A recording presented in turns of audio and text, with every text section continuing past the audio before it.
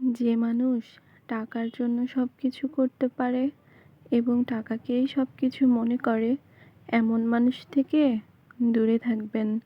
কারণ এরা না নিজে ভালো থাকে, না অন্যকে ভালো থাকতে দেয়। নিজেকে যদি শক্তিশালী করে তুলতে চাও, তাহলে একা কিভাবে বাঁচতে হয় সেটা শিখে নাও। এটা ভেবো না সে কখন কোথায় বদলে গেল, শুধু এটা ভাবো যে সে কি দিয়ে গেল আর কি শিখিয়ে গেল। খারাপ সময়টা তো একদিন চলে যাবে, কিন্তু কিছু মানুষ তো আমার চেনা হয়ে গেল।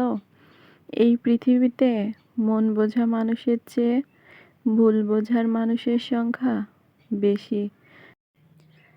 জীবনে এমন একটা প্রিয় মানুষ থাকা উচিত যে বুঝবে আর বোঝাবে, কিন্তু কখনো ছেড়ে যাবে না। মায়া কেটে গেলে একজন ছেড়ে যায় আর আরেকজন হেরে যায়। ধৈর্য হলো এমন এক শক্তি যার মাধ্যমে জীবনের কঠিন বাধাগুলোও কাটিয়ে ওঠা সম্ভব। মানুষের লাইফে ভালো খারাপ দুটো সময়ই আসে। আমার লাইফেও সেটার ব্যতিক্রম নয়। যারা দুঃসময়ে একা করে গেছে, বারবার ডেকেও পাশে পাইনি, তাদেরকে ধন্যবাদ। আপনারা নিজেদেরকে গুটিয়ে রেখে ওইভাবে ছেড়ে না গেলে আমি বুঝতেই পারতাম না লড়াই কি আর জীবনই বাকি। সুবিধা দিলে আপনার মতো মানুষই হয় না, আর যেদিন থেকে সুবিধা বন্ধ, সেদিন থেকে আপনার বদনাম শুরু। যেখানে ভালোবাসার কদর পকেটের ওপর নির্ভর করে, সেখানে মানুষ নয়, টাকাই আসল আত্মীয়। যে যত বেশি ভালো ও সরল মানুষ হয়, তাকে তত বেশি কষ্ট সহ্য করতে হয়। এটাই দুনিয়ার নিয়ম।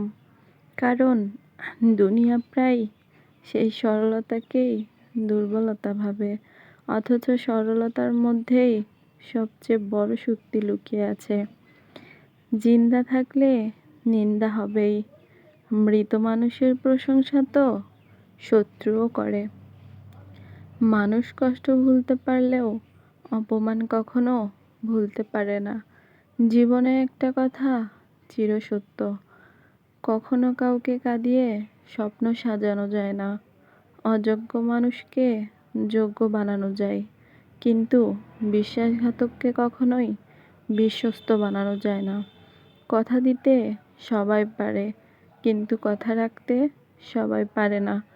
চোখের পানি দেওয়ার মতো অনেক মানুষই পেয়েছি, আজ পর্যন্ত চোখের পানি মুছে দেওয়ার মতো কোনো মানুষ পাইনি।